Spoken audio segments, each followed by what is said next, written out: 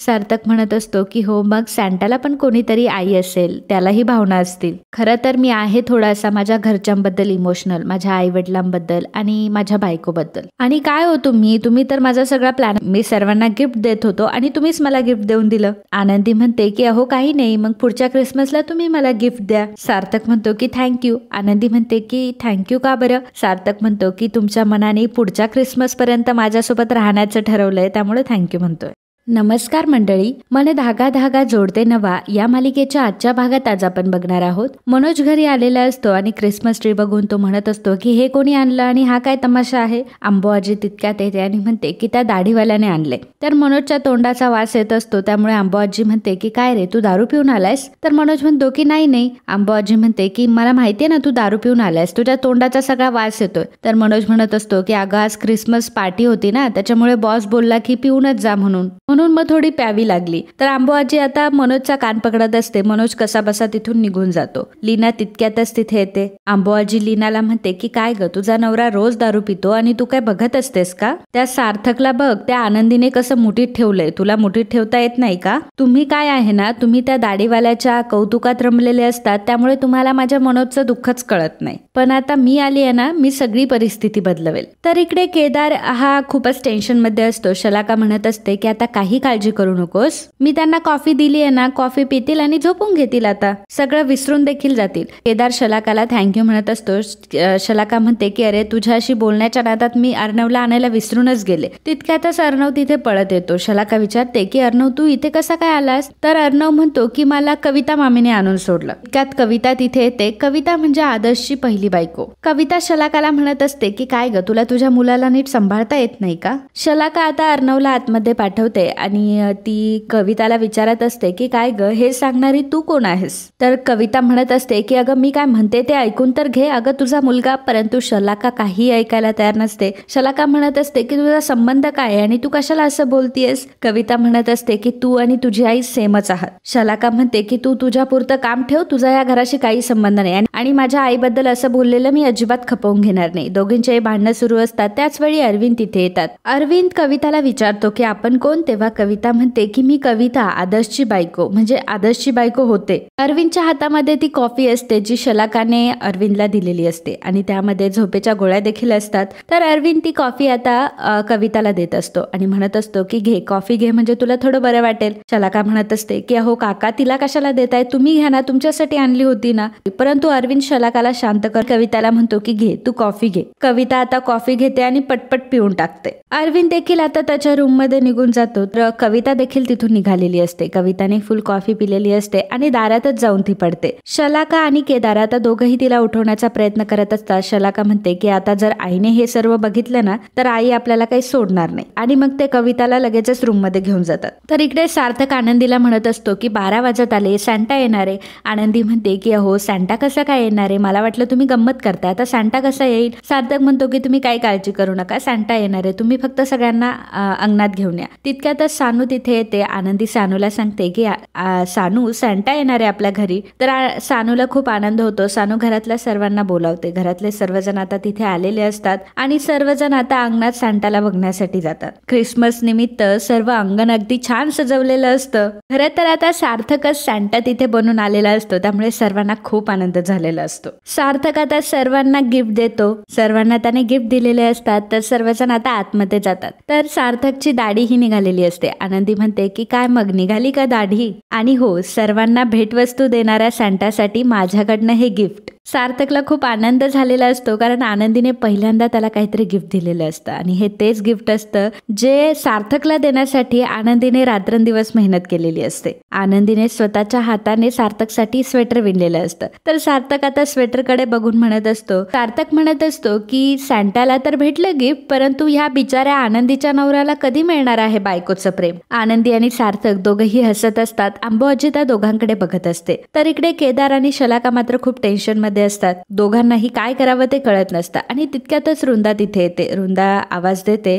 शलाका दरवाजा उघडते. रुंदा म्हणते की काय ग, किती वेळचा आवाज देते, कुठं होतीस तू आणि कोणाशी बोलतीयस? तर शलाका म्हणते की कुठे कोणाशी बोलते, आणि अगं आई जरा हळू बोल ना, केदार झोपलाय ना तिथे. रुंदा म्हणते की मग केदार झोपलाय तर तू कोणाशी बोलत होती? शलाका जरा गप्पा बसते. रुंदा विचारते की मला सांग की घरी कोणी आलं होतं का? नाही म्हणजे अर्णव सांगत होता की त्याच्या मामी आल्या होत्या त्याला सोडवायला म्हणून. शलाका म्हणते की अगं त्याची जी केअरटेकर आहे ना तिलाच तो मामी म्हणतो, तू एवढी काळजी नको करू, तू जा बरं झोपायला. आणि मग वृंदा तिथून निघून जाते. तर इकडे सानू तिचे गिफ्ट ओपन करते आणि त्यासोबत खेळत असते. मनोज तिथे येतो आणि तिला विचारतो की काय ग सानू, कोणी दिलंय हे गिफ्ट? तेव्हा सानू सांगते की मला सॅन्टाने हे गिफ्ट दिलंय. मनोजला समजलेलं असतं की सॅन्टा म्हणजे सार्थकच होता आणि तो म्हणत असतो की माझ्या मुलीला सुद्धा आता माझ्यापासून हिरावून घेण्याचा प्रयत्न करतोय का हा? आणि तो सानूला सांगत असतो की अजिबात हे गिफ्ट सोबत खेळाय. तर तितक्यातच तिथे लीना येते. लीना म्हणते की अहो काय करताय तुम्ही आणि कशाला ओरडताय तिला, तुम्ही तर मोठे आहात ना, ती लहान आहे. आणि असं म्हणून मनोज जोरातच ते गिफ्ट फेकून देते. आनंदी आणि सार्थक तिथे येतात. दोघंही ते गिफ्ट उचलतात. आनंदी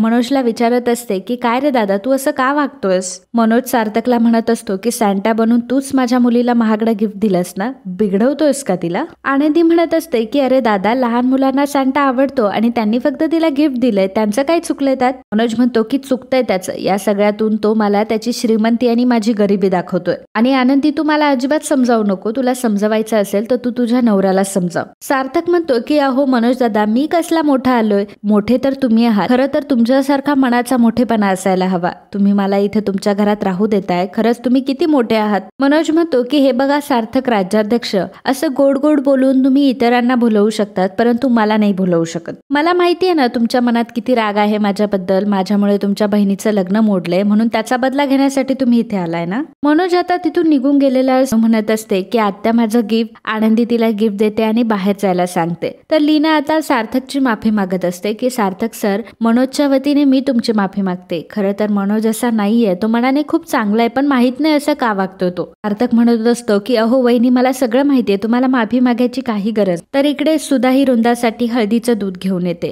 वृंदा म्हणत असते की खरंच सुधा, तू आहे म्हणून या घराला घरपणे, नाही तर माझ्याच्याने काही हे सांभाळलं गेलं नसतं. सुधा म्हणते की का ग असं का म्हणतेय? वृंदा म्हणते की अगं मला खरंच टेन्शन येतंय. अर्णव म्हणत होता की मामी येऊन गेली आणि मी जेव्हा शलाकाला विचारलं तेव्हा शलाका म्हणते की त्याच्या केअरटेकरला तो मामी म्हणतो, परंतु मला काहीतरी यामध्ये गडबड वाटते. मला असं वाटतंय की कविता इथे येऊन गेली. सुधा म्हणते की नाही ग, असं काहीच नसेल आणि तुझी शलाका माझ्या अक्कू सारखी नाहीये. मला तर नेहमी असं वाटतंय की अक्कू सुद्धा माझ्यापासून काहीतरी लपवतीये, पण शलाका तुझ्यासोबत चांगलं बोलते, तुला सगळं काही सांगते ती. वृंदा म्हणते की काही नाही ग, हल्ली तर सगळीच मुलं चॅप्टर झाली. तर सार्थक इकडे एकटाच बसलेला असतो. आनंदी तिथे येते. ती विचारते की सार्थक मी इथे एकटेच का बसलाय? तर सार्थक म्हणत असतो की काही नाही, बसलो होतो असंच. आनंदी म्हणते की नाही सर, मी बघितलं तुम्हाला की तुम्ही कसला तरी विचार करत होतात. सार्थक म्हणत असतो की काही नाही हो, आईची आठवण येत होती जरा. तर आनंदी म्हणते की म्हणजे भरभरून सर्वांना हसवणाऱ्या सॅन्टाला आईची आठवण येत होती. तर सार्थक म्हणत असतो की हो, मग सॅन्टाला पण कोणीतरी आई असेल, त्यालाही भावना असतील. खरं तर मी आहे थोडासा माझ्या घरच्यांबद्दल इमोशनल, माझ्या आई वडिलांबद्दल आणि माझ्या बायकोबद्दल. आणि काय हो तुम्ही तर माझा सगळा प्लॅन, मी सर्वांना गिफ्ट देत होतो आणि तुम्हीच मला गिफ्ट देऊन दिलं. आनंदी म्हणते की अहो काही नाही, मग पुढच्या क्रिसमसला तुम्ही मला गिफ्ट द्या. सार्थक म्हणतो की थँक्यू. आनंदी म्हणते की थँक्यू का बरं? सार्थक म्हणतो की तुमच्या मनाने पुढच्या क्रिसमस पर्यंत माझ्यासोबत राहण्याचं ठरवलंय, त्यामुळे थँक्यू म्हणतोय. परंतु हा, मी विसरलो नाहीये हा, मी सुद्धा तुमच्यासाठी गिफ्ट घेऊन आलोय. आणि मग आनंदीसाठी त्याने चेन आणलेली असते आणि तो आनंदीला ते दाखवत असतो. सार्थक तिला सांगत असतो की हे लॉकेट असंच तसं नाहीये हा, यामध्ये हार्ट आहे आणि हार्ट ओपन होतं आणि बरोबर जेव्हा गळ्यात घालतो ना तेव्हा हे हार्ट आपल्या हार्ट जवळ येतं. आणि जी व्यक्ती तुमच्या हृदयाच्या खूप जवळ आहे असं तुम्हाला जर वाटत असेल तर त्या व्यक्तीचा फोटो तुम्ही या हृदयात, पण मी हे चेन मधील हार्ट रिकामच ठेवलंय. जेव्हा तुम्हाला वाटेल माझ्याबद्दल तेव्हा तुम्ही माझा फोटो ठेवा, तोपर्यंत तुम्ही तुमच्याकडेच ठेवा. आणि जेव्हा तुम्ही ही चेन तुमच्या गळ्यात घालाल ना तेव्हा मी समजेल की तुमच्याकडून आता मला होकार आलाय. आनंदी म्हणत असते की सर, मी हे गिफ्ट नाही घेऊ शकत. सार्थक म्हणतो की ठीक आहे, मग तुम्ही मला जे गिफ्ट दिले तेही मी नाही घेऊ शकत. आनंदी म्हणते की असं कसं बोलता सर तुम्ही? तर सार्थक म्हणत असतो की आता तुम्ही दिलेलं गिफ्ट मी स्वीकारलं की नाही, आता मी दिलेलं गिफ्ट सुद्धा तुम्ही स्वीकारायला हवं. आनंदी म्हणते की थँक्यू. सार्थक म्हणतो की आता नका थँक्यू म्हणू, जेव्हा तुम्ही ही चेन गळ्यात घालाल ना तेव्हा थँक्यू म्हणा. आनंदी सार्थकला म्हणत असते की मगाशी मनोज दादा जे काही बोलला त्याबद्दल सॉरी हा. तेव्हा सार्थक म्हणतो की काय म्हणला मनोज दादा, मला तर काही आठवत नाही, मी तर विसरून पण गेलो. आज मी आई, बाबा, सानू ह्या सगळ्यांकडून खूप काही शिकलोय. जर यातून मला एवढं कळलंय की आपल्याला जर आनंदी राहायचं असेल ना तर अशा छोट्या छोट्या गोष्टींमध्ये आनंद शोधला पाहिजे. मी तर एवढं काही केलं नाही परंतु सगळ्यांच्या चेहऱ्यावर किती आनंद होता. तर आनंदी मात्र सार्थककडे बघत असते. आणि मित्रांनो, आजचा हा भाग इथेच संपतो. पुढील भागात आपल्याला पाहायला मिळणार आहे आंबो आजी सार्थकच्या हातामध्ये काही कपडे देते आणि म्हणते की आता मला याची गोधडी शिवून द्या आणि ती पण तुमच्या हाताने शिवलेली पाहिजे. आनंदी म्हणते की सार्थक सर एकटे कसे काय शिवतील. अंबू आजी म्हणत असते की काही नाही, याला आता एकटीच ही गोधडी शिवायला लागेल. सार्थक विचार करत असतो की आता ही गोधडी कशी शिवतात. तर सार्थक हॉलमध्ये गोधडी शिवायला घेतो आणि चुकून कातर त्याच्या हाताला लागते, त्यामुळे तो मोठ्याने ओरडतो. आनंदी लगेच येते आणि म्हणते की सार्थक सर. आनंदीला वाटतं की सार्थकच्या बोटाला खूप लागले. ती लगेचच त्याचं बोट तोंडात घेते. सार्थकचं बोट आता आनंदीच्या तोंडात असतं आणि सार्थक मात्र आनंदीकडे बघत असतो. त्याला खूप आश्चर्य वाटत असतं. तर आनंदी सुद्धा सार्थककडे बघते आणि तिला समजतं की तिने काय केलंय ते. मित्रांनो, असेच मन धागा धागा जोडते नवा या मालिकेचे डेली अपडेट बघण्यासाठी आताच आपल्या चॅनलला सबस्क्राईब करा. आणि हा व्हिडिओ जर तुम्हाला आवडला असेल तर व्हिडिओला लाईक आणि कमेंट करायला अजिबात विसरू नका. धन्यवाद.